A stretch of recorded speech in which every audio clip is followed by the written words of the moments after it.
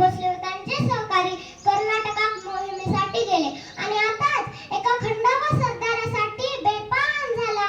हत्तीला शांत करण्यासाठी दोन तुकडे करण्यात आल्या. एक होती दाधवांची तर दुसरी होती भोसल्यांची.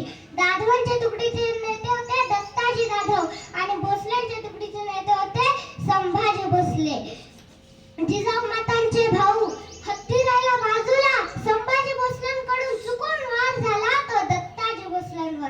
दत्ताजी मारला गेला. दत्ताजीचा बदला घेण्यासाठी लखुजी दाधव पुढे आले. लखुजी दाधवांनी वार केला तो संभाजी भोसल्यांवर.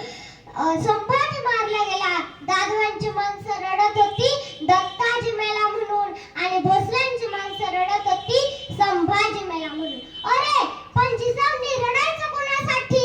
एकीकडे भाऊ मेलाय तर दुसरीकडे दीर मेलाय.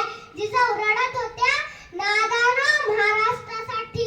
त्यांना वाटत होतं सुलतानी, भोगली, इंग्रजी, दट, पोर्तुगी या सत्तेतून महाराष्ट्र बाहेर पडावं म्हणून त्या धावत पळत आया बहिणींचे रक्षण व्हावे म्हणून त्या धावत पळत शिवाई मातेच्या मंदिरात आल्या आणि म्हणाल्या, हे शिवाई माते, माझेच जर माझ्याच तलवारीने मरत असतील तर कुठेतरी थांबला पाहिजे म्हणून मला असा एक पुत्र दे की जो गोरगरिबांचे, दीन दुबळ्यांचे, कष्टकऱ्यांचे, शेतकऱ्यांचे राज्य करून त्यांना सुखात ठेवेल.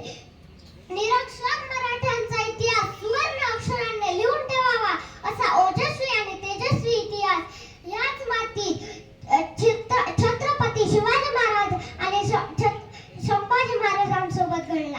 मी तुम्हाला शेवटी हेच म्हणून जाते की